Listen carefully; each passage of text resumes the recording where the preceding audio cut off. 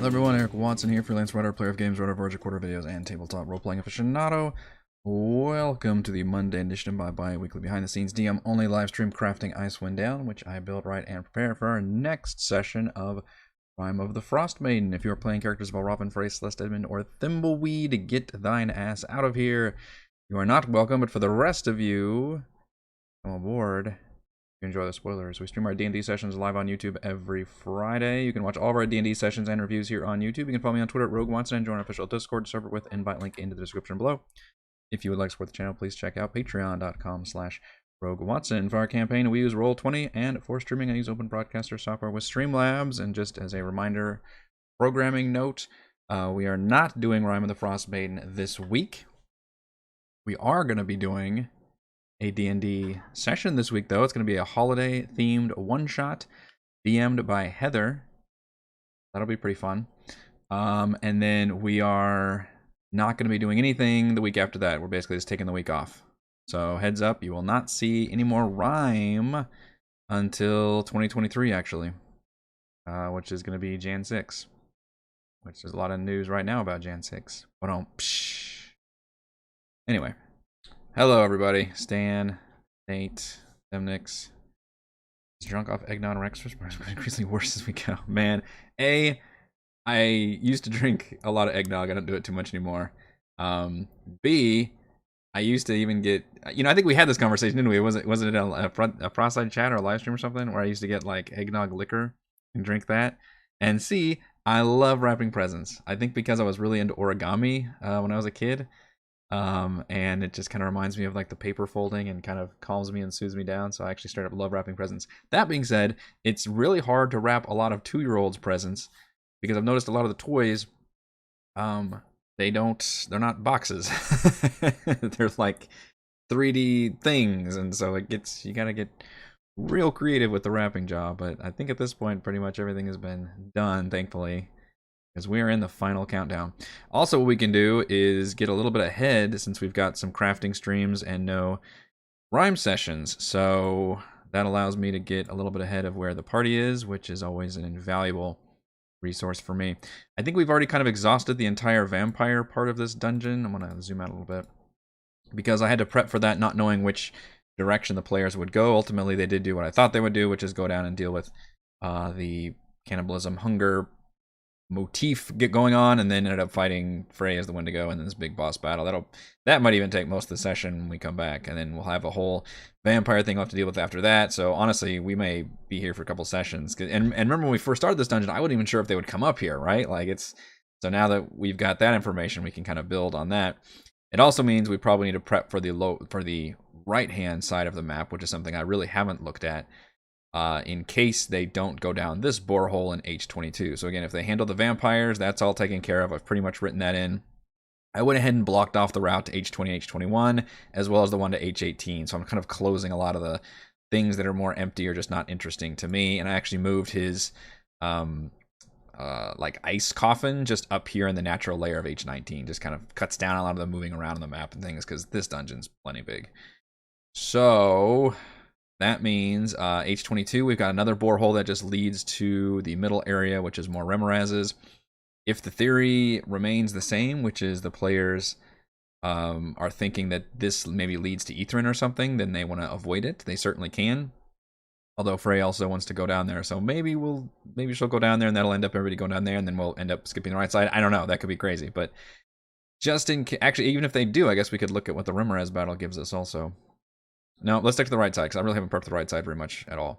Which is H30. This is if they don't go down the ice slide, or maybe they split up or something.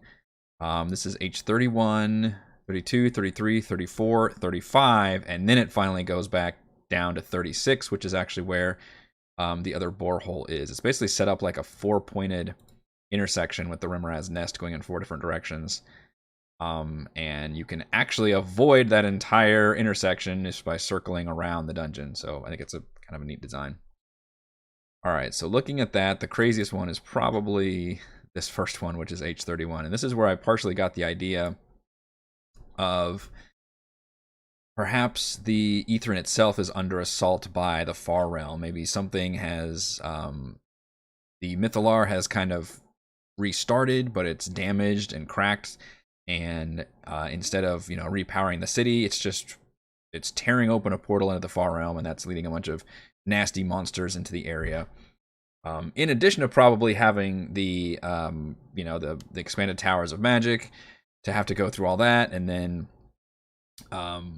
the final dungeon area, which would to actually what you're doing the entire towers of magic to get into an area, which I'm thinking will be replacing the Spire of Erolithus with an Elder Brain dungeon, which may actually be a bit of a custom dungeon.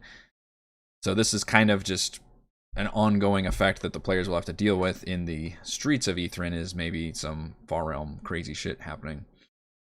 And this is a tease for that. As written, what does it do? Something beyond mortal comprehension exists partially inside the wall of ice and partially within some distant, horrific demi-plane.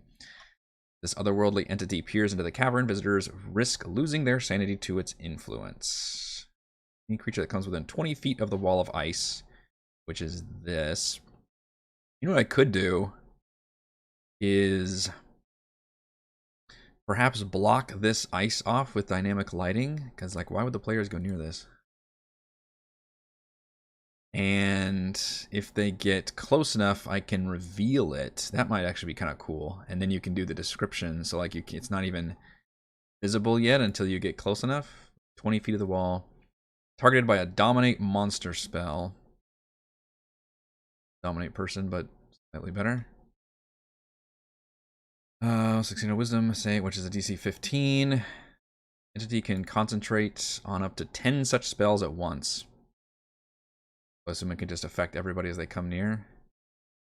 On a failed save, any creature that successfully saves against the spell resists it and can't be targeted by the effect. Again, on a failed save, the creature stands perfectly still and does nothing while the alien entity probes its mind for 1 hour. The creature remains under the spell's effect for the full duration.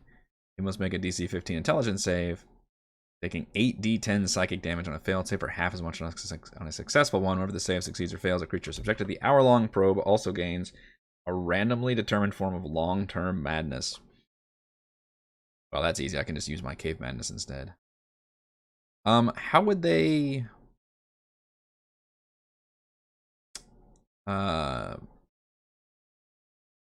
what makes them stand there for an hour without, like, your party members protecting them? Wall has AC 13, vulnerability to fire damage. You need a cold, poison, and psychic damage. The wall takes 50 points of damage or more. Large cracks from along its surface, and the alien entity withdraws into its distant demiplane, never to return. Its dominate monster spell also ends. Okay. So, just good old combat. That's interesting. No, not Mind Flayers, Intellect Devourers. I'm thinking more like, I don't know, really spooky shit. Like there's one from, what is it called? Shit. It was added in this new Spelljammer book. But it's literally like this huge, like just gargantuan, eldritch, like tentacles coming down and weird ass face. What's it called? Like cosmic, is it just cosmic horror? I want to say cosmic horror, but I might just be making that up. Oh, I think it is cosmic horror. Horror, not horror. Cosmic horror, something else entirely different. Cthulhu shit. Yeah, look at this thing. Everything's awesome looking. Are you kidding me? Kind of looks like if somebody designed a Muppet, but for like a Cthulhu Muppet. It's also freaky with the sense of scale. I think like if you picture these as like airplanes or something, then it gets real scary.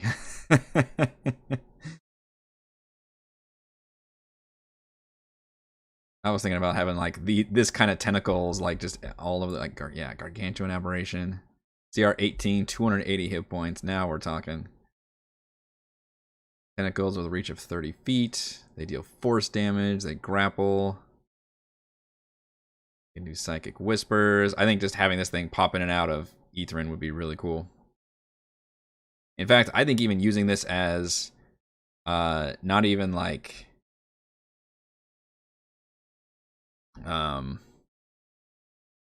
a creature, but like just tentacles like popping out of portals and just using that stat block would be pretty fun. But for here, I actually kind of like what's written. I think I like my idea of maybe hiding it in the dynamic lighting, though. Funny how much I actually haven't had to change too much of this dungeon, despite it there being higher level. Like a line. You know, I could use the new window thing, couldn't I? We tried that? We haven't tried that yet. Window just lets you open it, like, right? How does this work? Oh yeah, because I gotta zoom. Not been able to mess with this yet. Okay, I get to stretch it any direction. That's cool. Sure, we don't get any of the tentacles, but we just see a creepy wall of ice. So,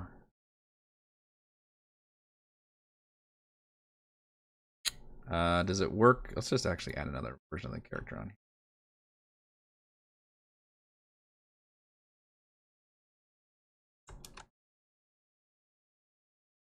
Oh, sorry, you're not on that.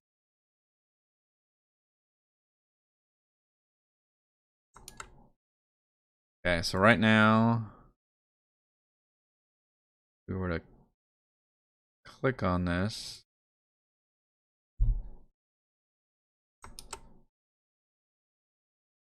Okay, I'm not seeing. It says open now. If I close it, there are, yeah, the Nothic, and that's a cool reason why the Nothics are there too. Maybe it's like warping, or you could treat the Nothics as like shock troopers of the Far Realm, basically like the minion creatures. At this level, I think that would be appropriate. Under N, Nothic, maybe not. Okay. I don't know if I can even tell. Picture that is.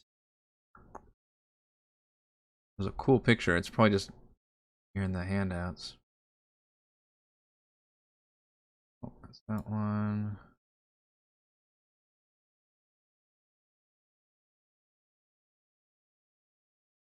That's a cool one. Bigby's hand. They're like digging into people. Ah, I just don't know what they would have named it. Not one I already showed them. Eating? Nope. Would have been a good guess on my part.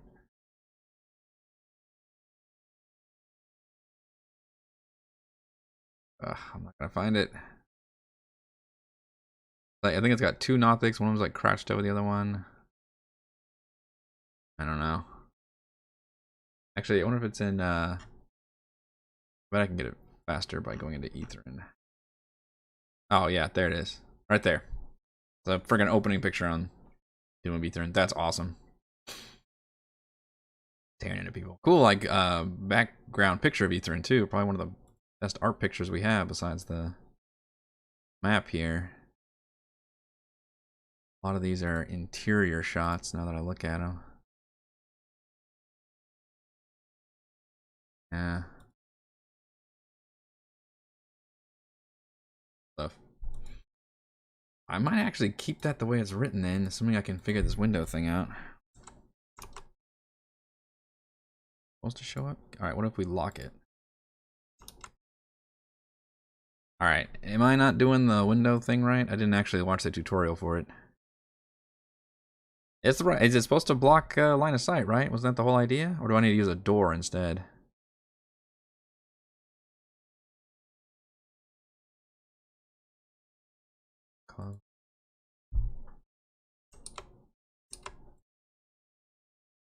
Doing it right.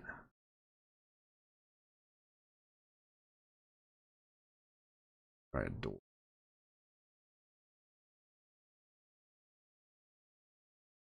No, I'm just playing with Roll20 stuff. Door doesn't have a line with it. How the hell does that work? Okay, that one's blocking line of sight, though. I can see that working. Put and close. How do I...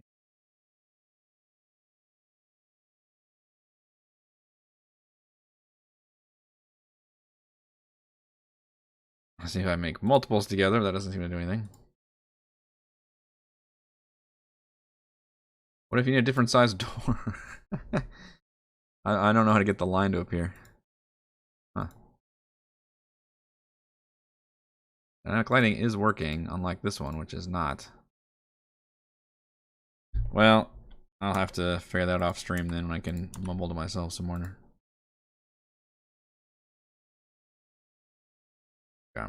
Sure, somebody later on will yell at me in the comments about what an idiot I am about not understanding. But for now, I think we're going to actually keep this as written because I like it being just kind of a hazard, and if it's within 20 feet, I'm pretty sure, yeah, anybody just basically walking through this area, basically as soon as you reach anywhere along here, down here, then you're getting caught in this thing, and you can flavor it really cool and creepily, and you can kind of open it up and show these tentacles coming through, and you're not quite sure how that's working, but you're just going to get hit by Dominate Monster. You're going to stand still as it probes your mind. I'll probably shorten the 1 hour to like maybe a couple rounds. I mean, because it seems weird that surely nobody's going to let them be standing there for an hour. All takes 50 points of damage or more, which is very easy for the party to do when none of them are in danger. Although I guess the thing is, technically they could all be locked down by that if every time somebody comes near it. I guess you can just use range attacks. Mainly it's just the first time it happens will be pretty freaky. Now Dominate Monster means you get to fully control them. Telepathic Link. Specify a simple goal and general course of action. But it doesn't really say it controls them at all. It just says, stands perfectly still while the alien entity probes its mind.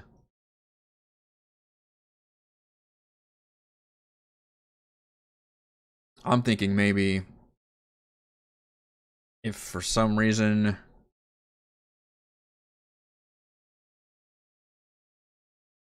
DC 5, so it's a wisdom save they have to fail first. And then they're basically stood still, and then you can let the other players react. And I'm thinking maybe if it takes too long, or depending on whatever else people do, then you can start basically doing the intelligence saving throw. But I might change it where if you fail, you take the psychic damage. If you succeed, you just get the madness instead, maybe, because you like broke the link.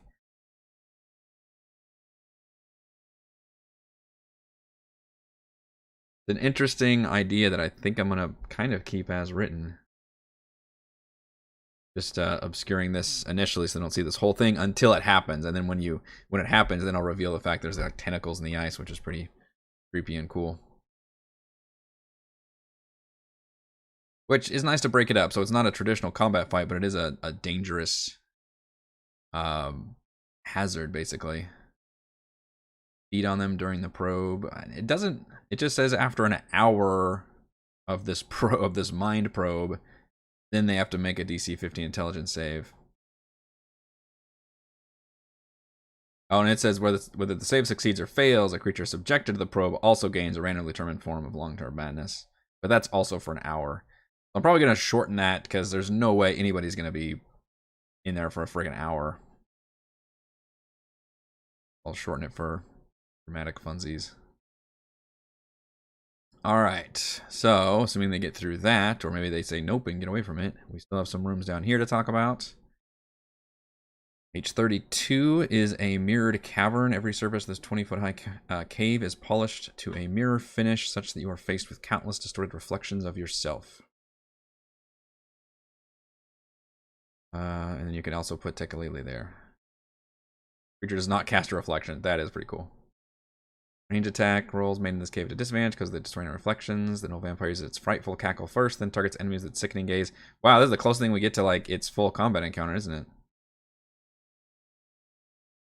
Well, that's weird that the mirror thing doesn't do anything other than rise the vampire doesn't have reflections. Huh. Seems like a missed opportunity for doing something in there. I feel like that would be a great time for psychic haunting. A bunch of creepy reflections. You could have like your reflections all melting and shit. Like have like creepy things happening. Like that's just classic horror trope. So I think we can definitely do a psychic haunting here. This H32.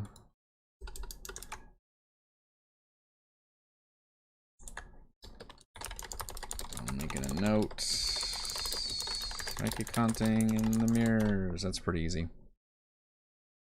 Because I assume by the time the players reach here, they'll have dealt with Tecali. I could see where if they took different routes, you know, maybe they went Remraz first and then went down and then went up, then yeah, that'd be a cool encounter to put him at. But I have a feeling after they deal with the Freydigo situation down there, they'll go up and actually take care of the vampire. So I don't think I'll be using him for the rest of the dungeon. But that's a good opportunity to use a Psychic Haunting. H33. Oh, this is a weird one. I kind of like this one for just the comic absurdity of it. There's a cavern. The west wall traps a black-robed figure with a golden visage. It's a mummy wearing a tattered black robe and wearing a golden face mask. Trapped in the western wall and has no way to free itself from the ice. And what's weird is like, why would the players free a mummy from the ice? I guess you could maybe when it's golden mask. Yeah, it's a 750 gold Netherese art object. But the funny thing is, it's not hostile, which I love. Section of the ice the mummy is in has some hit points, blah blah. If the wall's reduced to 0 points, the mummy is released and makes its way to area H39 and from there to the library in Etherin. It ignores the characters unless they interfere with it. That's just fucking awesome. That's so weird, and I love it. I wonder if I can search for an ice wall, maybe? Right now it looks like there's just a mummy hanging out in the corner. But I think that's amazing. Like, you free this creature, you all like, okay, ready, we're gonna ambush this thing with our weapons, and then it just fucking ignores you and just walks very calmly.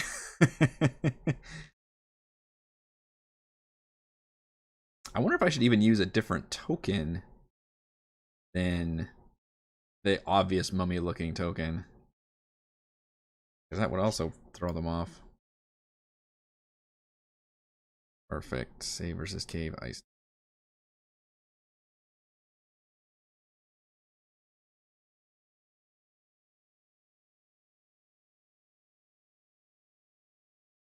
Gabriel Picard insists on using shadows on everything, but I like his art style, damn it. Let's see. Tapping joins into the west walls, which are a tapping? So the mummy's actually like tapping on the ice? That's funny.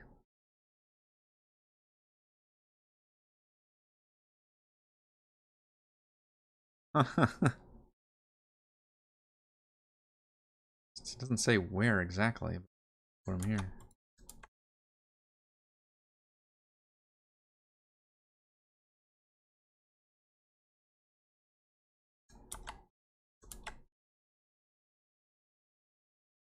Yeah, I'm tempted to use a different piece of art though. Forget mummy. There we go. Slightly janky.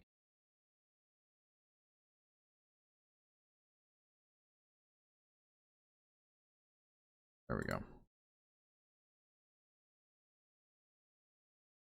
Because they're gonna see that it's obviously a mummy. After black-robed figure with a golden visage. I wonder if I can find a token that's a black-robed figure with a golden mask. Maybe like a cultist looking thing. Mirror of life, trapping evil clones pop out. Evil clones is kind of a cool idea, but I don't think I'm needing more combat right now. And we already did the Mirror of Life trapping into Annihilation, so I don't want to repeat that, but that is a cool effect, no doubt. I just like this one because it's a total shock that they free this thing, and if they want to, and then they realize it's not actually hostile. I guess it would defend itself though.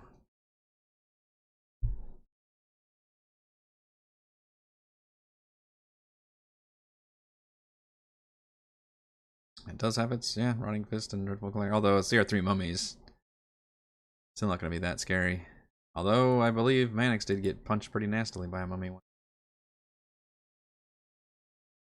H34. Oh great, this one also says just has a Psychic Haunting.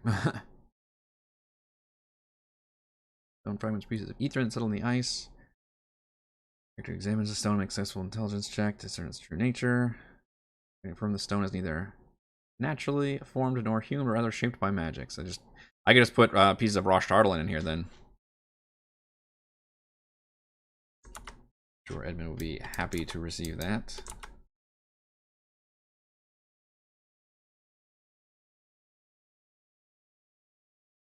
Or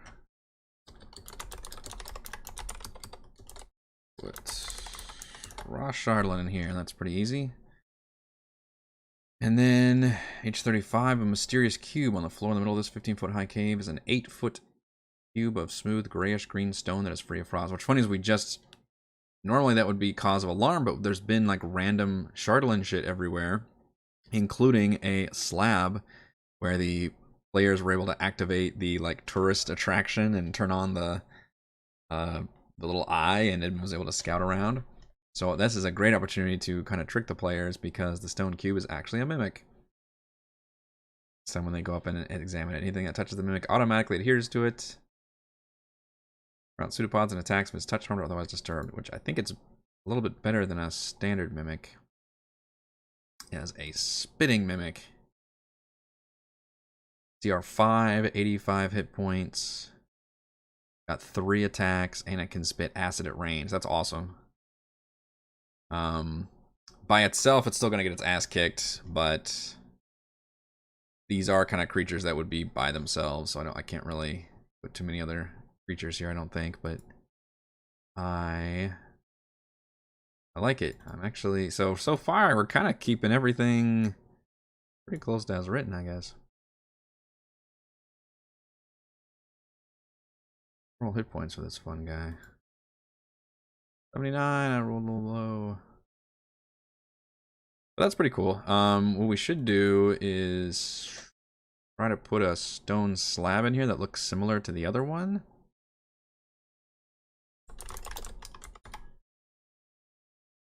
We can. But just run up there and want to inspect it and just have it look like Shardolin, basically.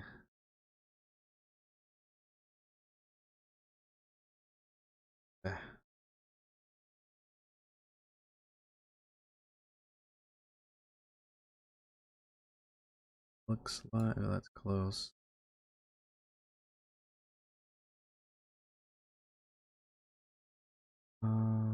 That's pretty good.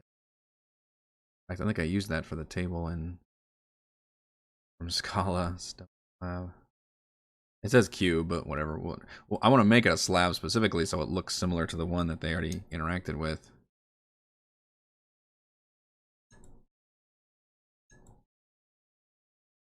It's big, isn't it? 8-foot cube of grayish green stuff. Pretty good size.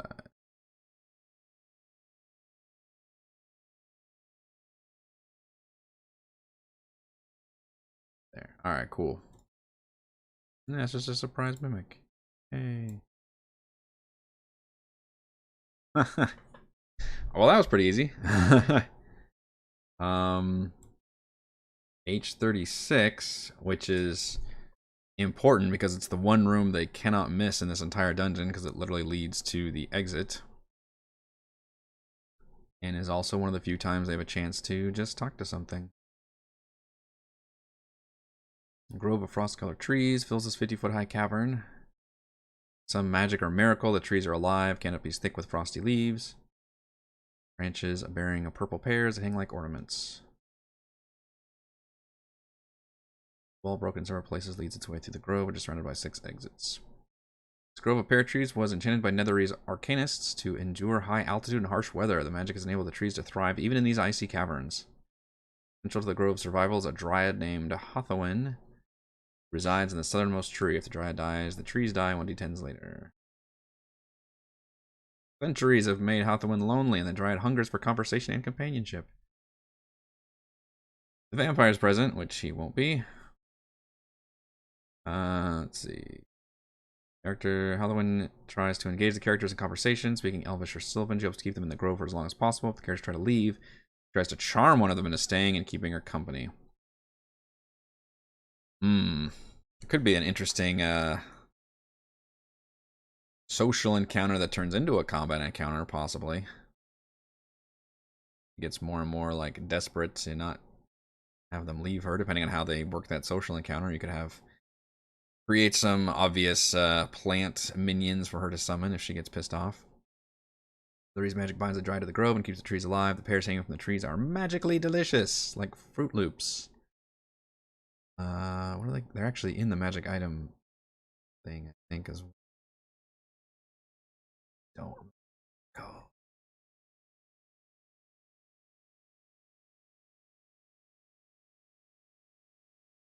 The one. There's a link to it. Purple pears. Maybe there's just a page for it. What's the moral dilemma? Give me a good moral dilemma.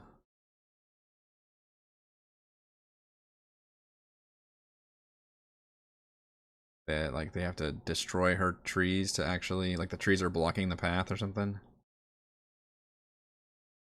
I thought there was a handout for the purple pears. I guess not. There's just a picture of it? There it is. Okay, I guess I was picturing this. Really great picture of a bear. Let's see. 3 dark elves have passed the Dryads grow on multiple occasions, coming and going through the southwest and southeast passages, so she can let them know about the Brow. Strange one-eyed creature lurking in the cave to the south. They follow the dark elves up from below for their last foray down the southeast passage. Okay. Warn them of the Nothics. Or maybe it'd be more fun to just have the Nothics ambush during the social encounter, rather than having her warn, hey, go kill these creatures down there. That's just too easy. Way too easy. And obviously the most important thing is well, I guess she doesn't actually know Ethern's down there. She just knows people are going in and out of this area down here. Maybe she can't leave her tree. Oh, definitely. Yeah, that's going to be the social, yeah, she's going to be incredibly lonely. Like she's going to be a wonderful conversationalist until the party gets ready to leave, and then she'll be more, yeah, she'll pile on the sympathy and the loneliness, and it may even turn to anger and rage if they are not empathetic to her. Each tree has 3d6 ripe pears hanging from its branches. Creature eats more than half of the fruit. Gains the benefit of a special charm. Sees supernatural gifts. Determine the charm randomly, rolling a d20 and solely the purple charms table. Oh, that's always fun. I enjoy doing these. The players do a thing and you just roll randomly depending on what they get. This charm must vanish from a creature before it can gain any more charms by eating a purple pear. As a creature eats 3 or more pears in 1 hour, is poisoned for 24 hours thereafter. Suffers painful cramps till the condition ends. Yeah, that's, which they could, but yeah, that tree will rot away, as will the magical fruit. For sure. Now that's an interesting thing. Does she allow them to pluck the fruit just like normal? Doesn't mention the relationship between her and the fruit. You find that offensive? Does she, like, how does that work? She offered as a gift. What's funny is, if she offers it a gift, I bet the players will be paranoid about it. Like, no thanks. I'm gonna expect it's gonna do something bad. The charms look like they just give you a spell. Always cast the Druid Craft cantrip as an action 3 times. Vicious Mockery, the 5th level version, save DC 15. Wow, that's still it's a cantrip, right? Oh, 5th level just means 2d4 instead of 1d4. Okay. Spell save DC 15 as an action. Boy, I wonder if I need to scale these up, because these are obviously a low level. Although, so what is it, a D20? Oh, okay, so it's a D20, but just if you roll poorly, you get, like, the weakest ones. 6 days at Charm of Invisibility? That's really handy. Free time use of invisibility. Sending spell is not very handy, I don't think. Cure Wounds is good. 3rd level version. Spellcasting ability is Wisdom. Lightning Bolt is pretty fun. Spell save DC 15. You only get to use that one once, though. Oh, same with Cure Wounds. Those are only a once. Visibility was 3 times. The rest of these are only once. Fairy Fire. Violet Light only. That's funny. A bonus action instead of an action, and once used 3 times. And then as a 20, you get 6 charges, which you can cast greater restoration or lesser restoration. That's big. That's very cool. Gosh, there's enough here. I might honestly just keep this one as written then. I don't know about even scaling this up. You roll the best case scenario. I mean, greater restoration is gonna be what, a 5th level spell? Yeah. Now, Fairy Fire, Lightning Bolt, Cure Wounds, those are only like 2 and 3rd level spells, but actually, yeah, Fairy Fire is a 1st level. It's a charm that lets you cast those spells for free, so that's just good. And literally anybody can just eat a pair. There's no save, there's no anything about it. But if you try to eat another one, and then it doesn't seem like there's anything to stop you from just grabbing all these fucking pairs. Ever notice the magical animal pouch and ask for it? Oh man, player's never gonna give a magic item for that. That's crazy. Right? You know, they have other. They could have Valen stay behind, which would be kind of weird. They could have. I was thinking about the animate dead skeletons, but they wouldn't really make good companions. They could leave Drillbot behind, though. That would probably not make a robot built for drilling is probably not the most thing a dryad would enjoy. I think what other companions they could give them. The animal one would be a really good one if she noticed it. That'd be pretty fun. I may have to pull that one out. We'll see how well they do. I mean, if they're really sweet with her and make promises and do all these, then we'll see how they do. Bad thing is, as soon as I leave it up to a charisma check, it's already solved, right? Because stupid Valravn with his Silver Tongue ability literally basically can't fail a charisma check. I like the purple pair abilities though, but I feel like there needs to be some. I just don't see why they wouldn't just be grabbing all of these pairs and shoving them in their bag. I guess the thing is, you have to use up one before you can eat another one.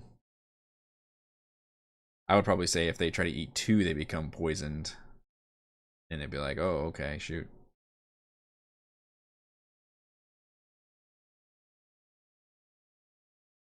Because that's something I would do as a player. I'd be grabbing those pairs left and right. Now, that would also probably piss off the Dryad. She would probably allow them to each take 1, and if they got more than that... Although you could, if they wanted to make stealth checks and all that, you could have them steal those. Dryad by herself is not very strong. You could easily kill this thing.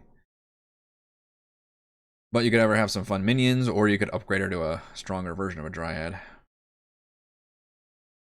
But it's mainly meant to be a social encounter. But what you could do is you could ambush this fight. Since I don't have the vampire, I could use the Nothics here in H37. 4 Nothics, evil denizens of Ithrin. Follow the drow. We're taking refuge in this cave. The Nothics use their weird insight to glean secrets from the characters. Reluctant to provoke a well-armed group of adventurers trying to pick off lone prey. Well, yeah, aren't we all? But that rarely happens.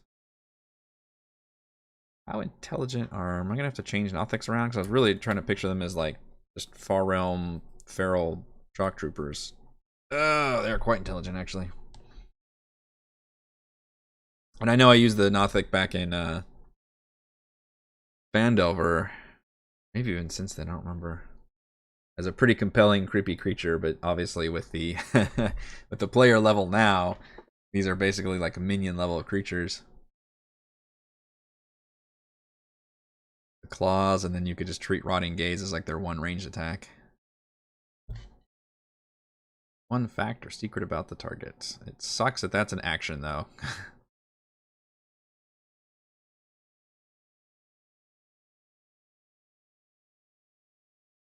Except nowhere of the lost humanity information they might provide is garbled with a bit of nonsense.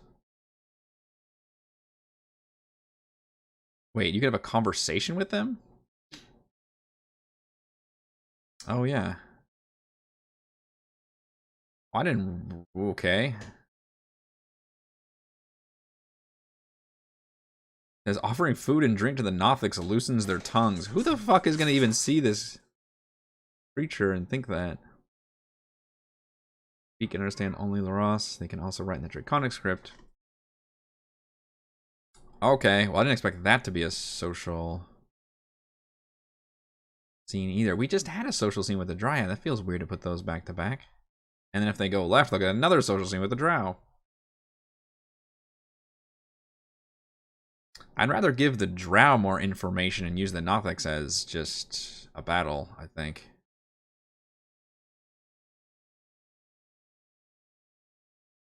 Magical forest wander around in the city. Because, I mean, she was presumably part of, like, a garden in Ether, and it just got broke off along with a lot of other things. So she might know kind of what's going on and be able to say a little bit about what's going on, what's happened. From a ritual to enter Ether in Central Spire. Somewhere in Ether is a scroll that can summon the Tarask. Great. Ice Caves just has another psychic hunting. Whenever there's an empty cave, the designer just shrugs and says, I don't know, maybe a psychic hunting. They're really big empty caves too. All these caves are empty. Well, that's probably another good time for psychic hunting, yeah. So I think what I'm gonna do is just have these Nothics ambush the party. Maybe even in the middle of the conversation. And I would treat them as more, basically kind of insane. I mean, I already think the Nothics are a bit insane, but in fact, isn't it that they're like mages whose brains like broke or something? So wizards of other lives, nothing arcane secrets, reduced to creeping, tormented monsters.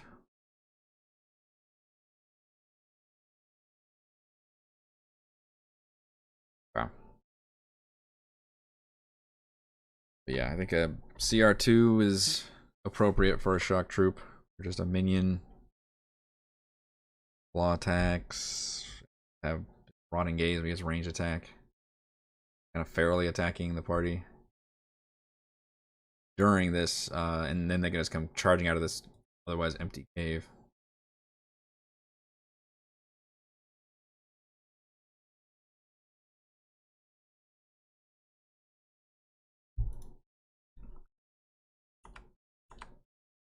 Allops are cool. Those like the smoky looking dudes, aren't they?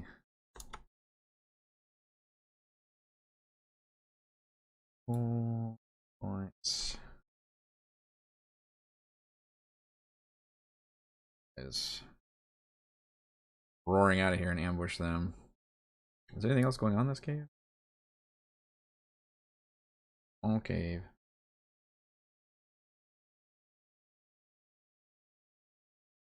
It kind of make more sense just to have them rushing out of the Ethrin tunnel, but I guess it gives this tunnel something to do.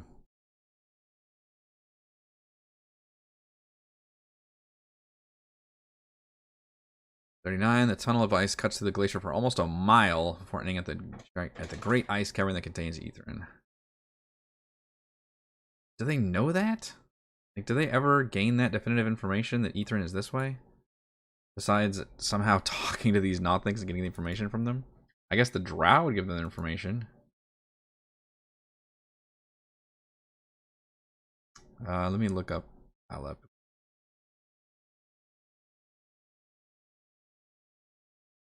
I feel like I've used that creature in here before.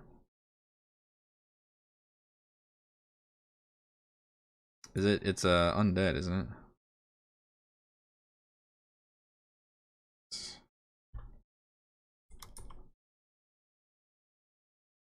Prince Alip, yes it is he. Bob. Very cool. Kind of picture what I think the like bird box creatures would look like for some reason. Smoky weirdness.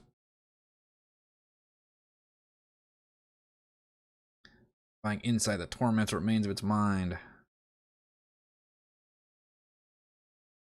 Madness. Yeah, that's cool. Secret that powerful being is protected with a mighty. Yeah, it's the lore is really cool for sure.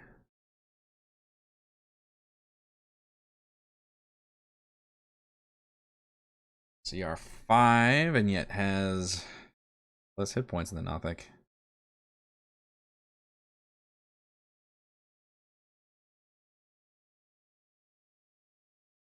Howling Babel, each creature within 30 feet that can hear it. You could just have the Nothics immune because they're insane if I wanted to. Constructs undead are immune to this effect.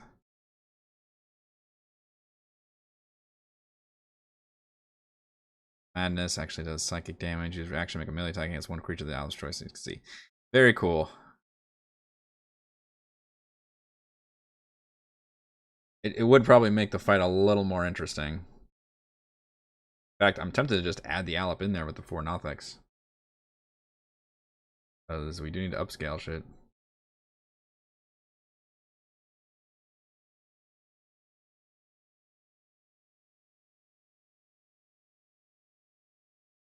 Yeah, I'm kind of liking that.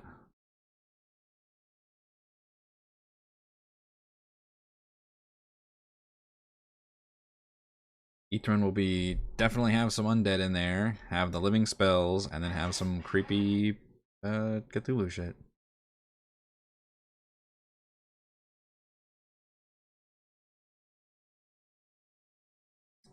Bummer thing is it's Howling Babel's on a recharge. It's a stun though, that's awesome.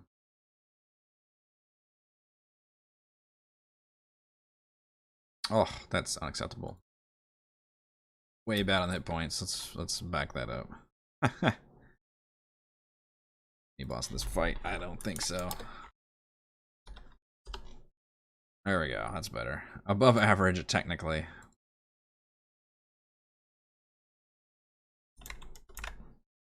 An upgrade, my friend.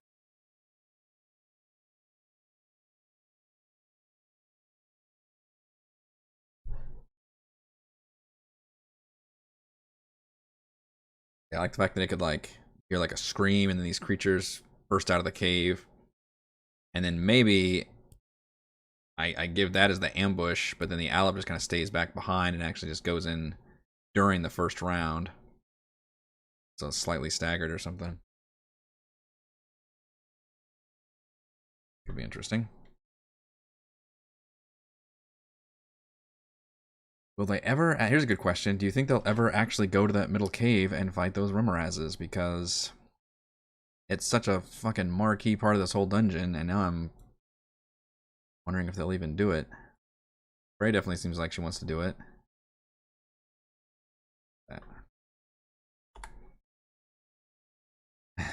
And it is like the big moment where they're like, oh shit, we're definitely have to short rest after this fight. I mean, hell, they're probably gonna have to short rest after this one they're in right now. And then with the vampires, gonna have to short rest again. Like, if they're doing all of these things, they might have to get a long rest before they go after the Remorazes. Now, thankfully, once they take down the vampire, they're in much less danger of needing to rest. And they've already got Lamon's tiny hut to protect them regardless, so have to just let them long rest when they need to. But hopefully they'll at least get through some short rest first. But I could see them long resting after basically doing the entire upper half of this dungeon. Because the Remoraz one is no joke. I wrote... The main thing I did in here is it's supposed to be 1 adult and 2 young ones, and I replaced one of the young ones with an adult. It's 2 adults and 2 youths. Hello, fellow Remorazes. But if they come from a different side, I may like put the 2 young ones over here, and then have the adults come slinking in from somewhere else. It depends on how I feel about it. It's a 3.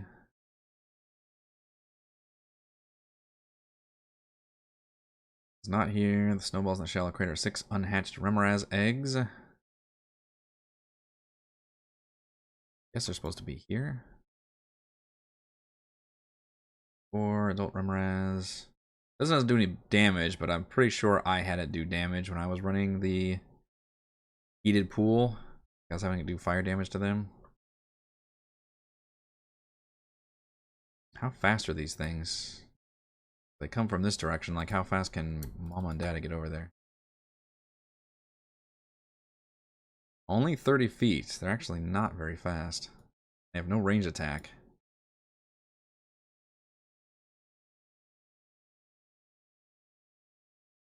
Oof. The baby's getting a fight. It sucks if the adult has to spend a whole round just moving. Ugh. But their tremor sense know that they would definitely be aware that there'd be shit going down here. Definitely go to defend. Players don't know, but this is actually probably the best tunnel to come in. And actually, it'd be the bottom one down here, because that one's doesn't flop you in the middle of Remorazes. I don't think H22 has the rules about falling like the other one does, but I assume it would work the same as you have to make a strength save or fall down, but determine the... Well, we determine the players don't normally do that, but although Frey was making jokes about like, hey, this looks fun, I just want to tuck it and slide, and doing that, then I would call for a save, and if she failed that, then she would be definitely tumbling into the heated pool, and then immediately have the... I would probably get a surprise round off the Remoraz, and I would probably move the other young one into this pool, so that at least have to deal with 2 young Remorazes. Not sure if I would be able to get Mama over time to do anything. Although, I think they do have reach.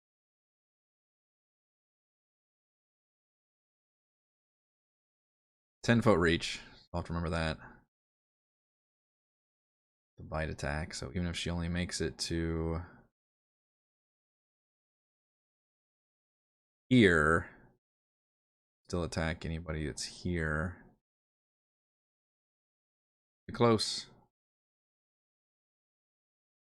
Oh yeah, did I actually keep those on the token, the layer? Or did I just write those down? Because I actually did use those layer, or was it layer actions or legendary actions that I used? I'll have to look back at my notes for that whole fight. I didn't put them in the stat block. I must have had them in my notes. What was that? The Goliath from Doom Hunt, I think was the name of it.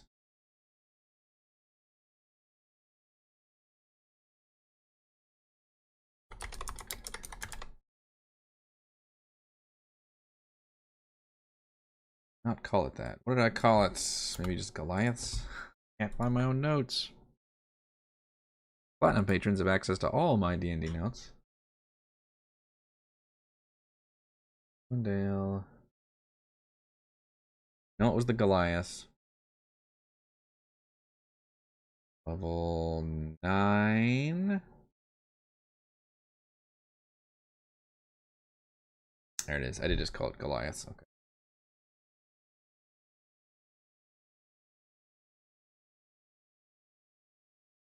Last edit was on August 19th. Wow. Sky Tower Hunt is what I called it, actually. Okay, here it is. Layer actions. I should put these in the stat block.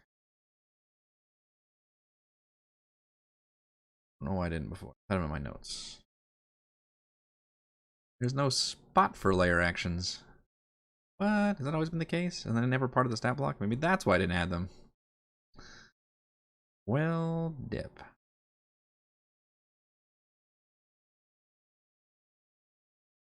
I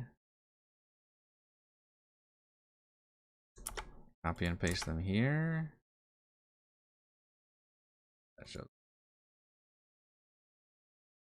Oh, it's kind of junky. Actually doesn't even fit in there. Fantastic.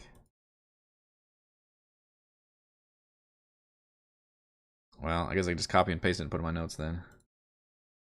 But yeah, the layer actions I had before, which I think worked pretty well. And honestly, layer actions are way easier to run than legendary actions. Because legendaries, you have to like try to figure out when you want to do it and interrupt players' turns constantly. Whereas layer actions, it's all, strictly, hey, it happens at this same moment during the round. Geyser, blast of steam, fire out from the pool in a target square. Creatures within 5 feet of the blast must make a dex save or take fire damage. The entire cave shakes. Stalactites fall from the ceiling, hitting PCs. They must make dex saves or take bludgeoning damage. Or steam rises around the Remoraz, obscuring it to anyone more than 10 feet away, posing disadvantage on their attack rolls. Res is unaffected. Yeah, I think we'll definitely employ that again. This fight, at least once Alma enters the fray, which should be pretty quick because they have tremor sense. They would know as soon as anybody's at this pool. I guess I could stagger the other adult because it would be a little bit behind, but it would also take 2 rounds to get there regardless. Again, assuming they come through that hole up there.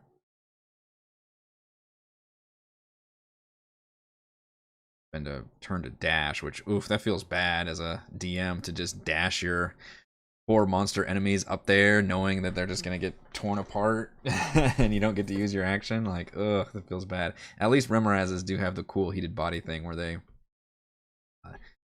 auto hit anybody who's attacking them. That's a very cool effect. And I'm looking forward to hopefully being able to use them again, even though I used them once before as a, again, as a huge end of dungeon or end of quest chain boss fight, and here it's just in the middle of this dungeon.